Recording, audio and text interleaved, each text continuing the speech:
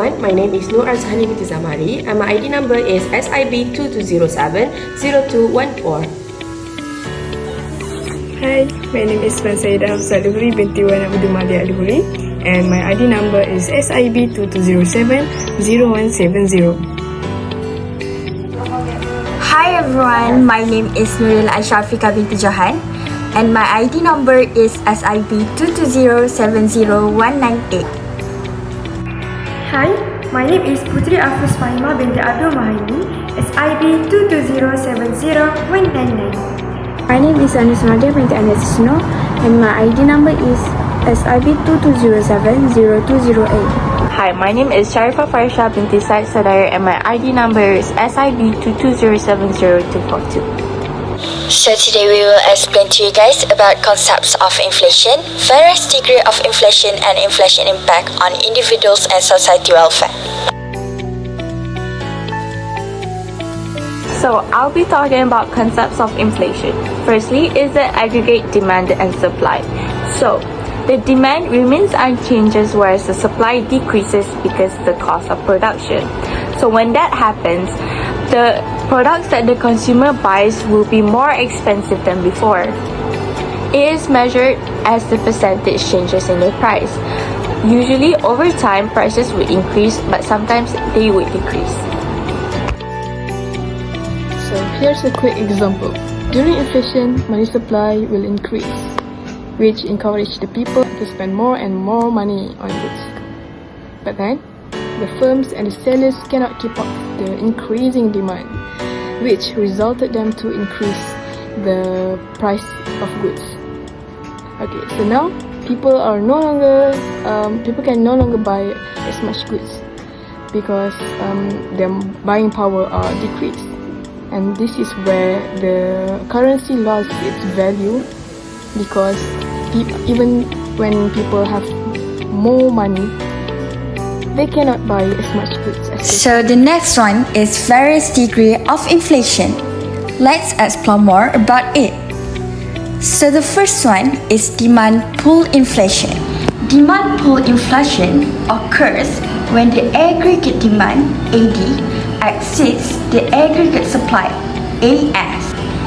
So there are causes of demand pull inflation.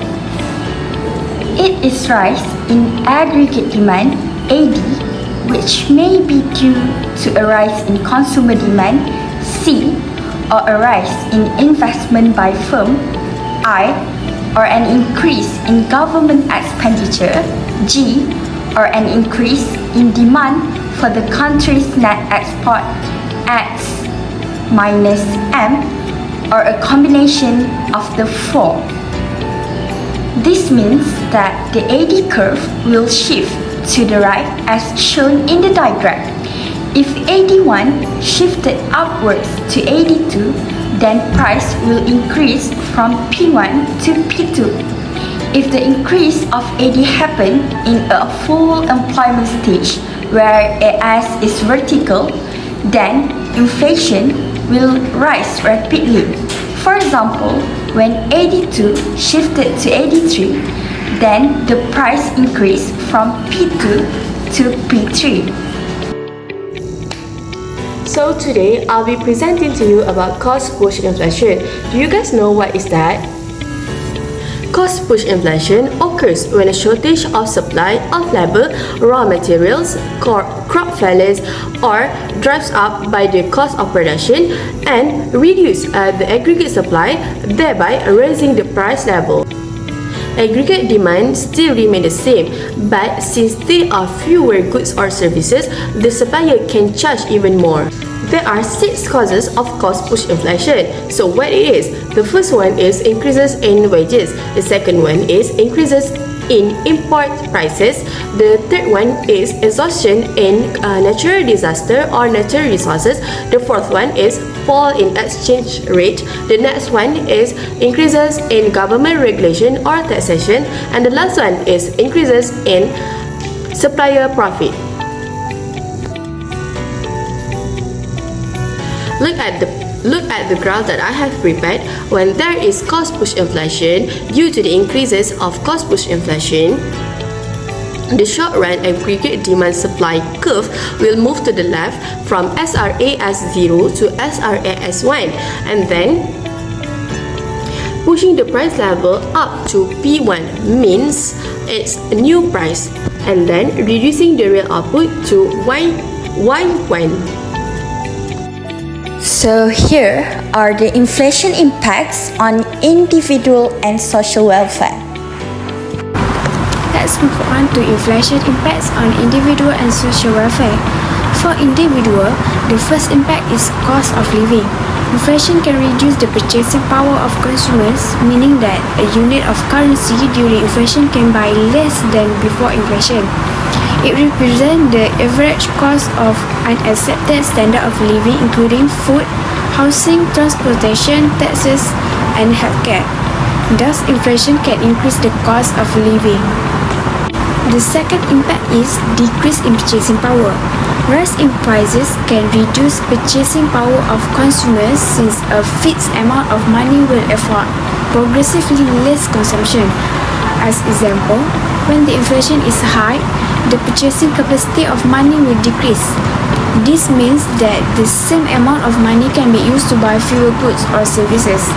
Another example is, let's say that in Malaysia, the price of 1 unit of a laptop when inflation doesn't occur is 2,000 ringgit, but when Malaysia is facing inflation, the price increased to 2,050 ringgit. That will affect the demand of consumers. So now I will explain example how inflation impacts on social welfare. Point number 1 is negative real interest rates. Inflation can impact interest rates to keep control of inflation. Interest rates and inflation tend to move in the same direction, which is when inflation is increasing, banks will increase interest rates to encourage people to spend less and save more. In theory, this should reduce demand for goods and services, which helps to reduce inflation. When inflation is low or around the target rate of 2%, banks can keep interest rates lower because there is less upward pressure on prices, so people can afford to spend more. So point number 2 is stock market. The net result of inflation on stocks will depend on the various factors that are causing it. Many companies are negatively impacted by inflation, saying lower revenue due to decreased consumer spending as well as increased operating and production costs. As a result, many investors are inclined to sell off these stocks, dragging down share price, thus further encouraging investors to sell their shares. The net result is that the stock market as a whole tends to go down as inflation rises.